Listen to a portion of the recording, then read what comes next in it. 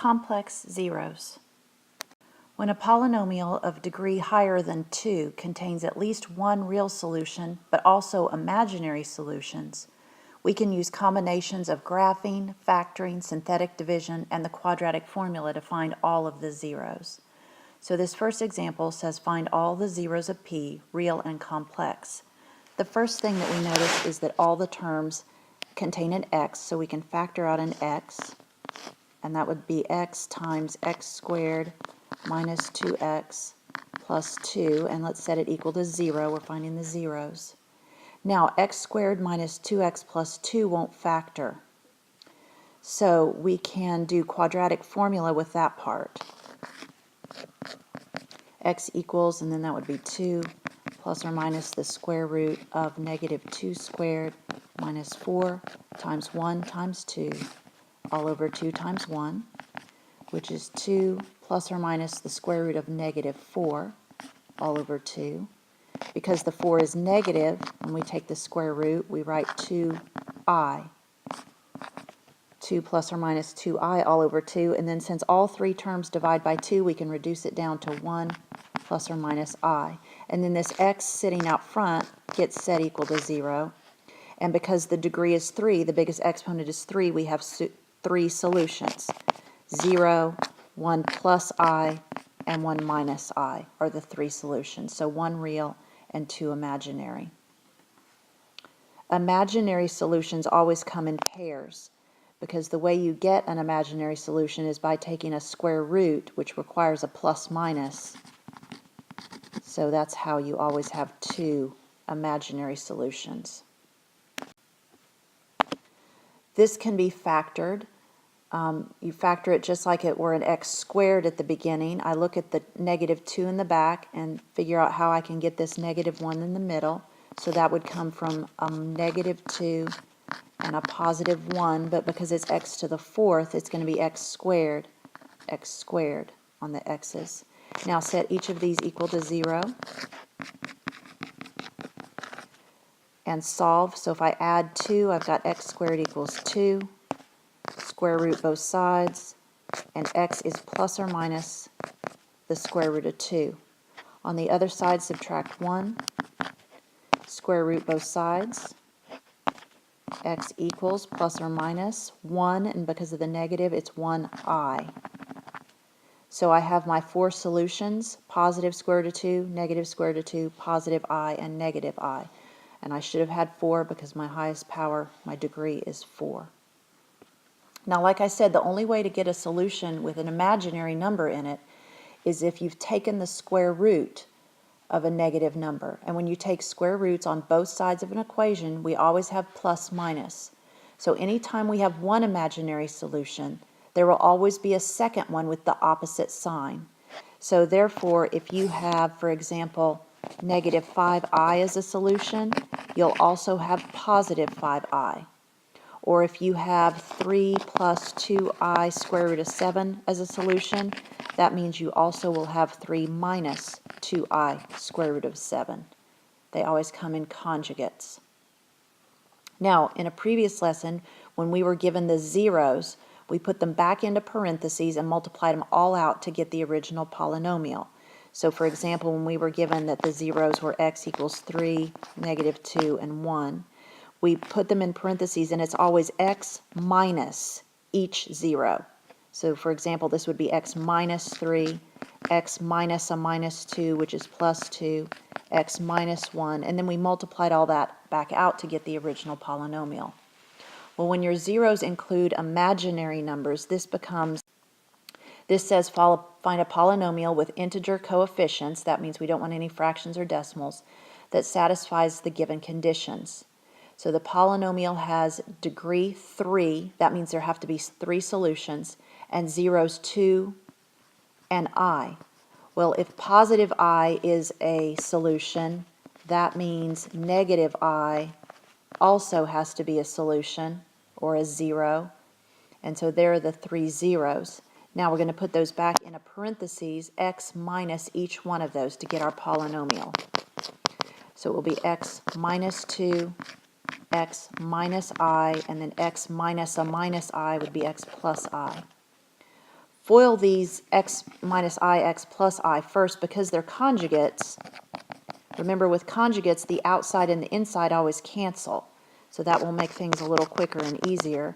We've got x minus 2, and then first, x times x is x squared. Then a negative I times I is I squared. I squareds always turn into negative 1s. So we have x minus 2 times x squared minus a minus 1 or plus 1. Now we have to FOIL again. So when we do that, we have x cubed plus x minus 2x squared minus 2. There aren't any like terms to combine. If you want to rearrange it so that the powers go down from cubed, squared, first power, and so on, you can, or you can just leave it like that. Same instructions. This time we're told it has degree 2, and it has zeros 2 plus I and 2 minus I. Now this is a bit tricky to work out. So we've got q, and putting the zeros back in with x minus each one, x minus 2 plus I, put it in parentheses so that you don't mess your signs up. And then x minus 2 minus I. So this is a bit tricky to FOIL. First would be x times x. We're FOILing right now, which is x squared. Then the outside would be x times negative 2 minus I. So we'll write minus x times 2 minus I. So that's first. This is the outside. Now the inside is going to be negative 2 plus I times x. So negative x times 2 plus I. And then last will be negative 2 plus I times negative 2 minus I. Negative times a negative is a positive. 2 plus I times 2 minus I. So that's inner and last. So that's kind of a mess, and then it's going to be messy to work out. X squared, and distribute the negative x. Negative 2x plus xi. Distribute the negative x. Negative 2x minus xi plus, and then we're going to have to FOIL these back two. They're conjugates, so I really only have to do first and last, which would be 4 minus I squared. I squared is a negative 1, so it's really 4 plus 1, which is 5. Now what I have left, I can cancel out the positive xi and the negative xi. And so finally I have x squared minus 4x plus 5 is the original polynomial. This one says find all the zeros of the polynomial. This actually won't factor. There is an algebraic way to do this, but it's much faster to use graphing and synthetic division.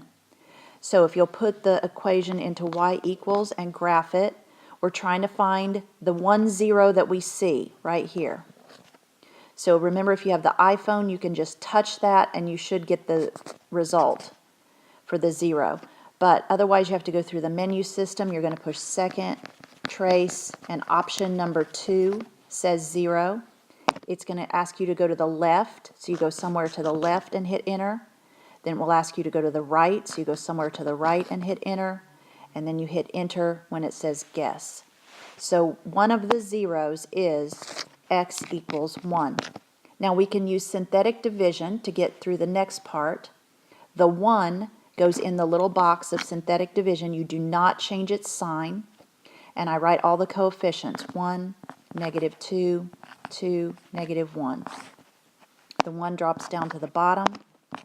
Multiply and add, multiply and add, multiply and add. So remember, the solution for synthetic division is that you look at the original biggest exponent, which was a 3, and your answer will have 1 less than that. So we'll start with x squared. So we've got x squared minus x plus 1.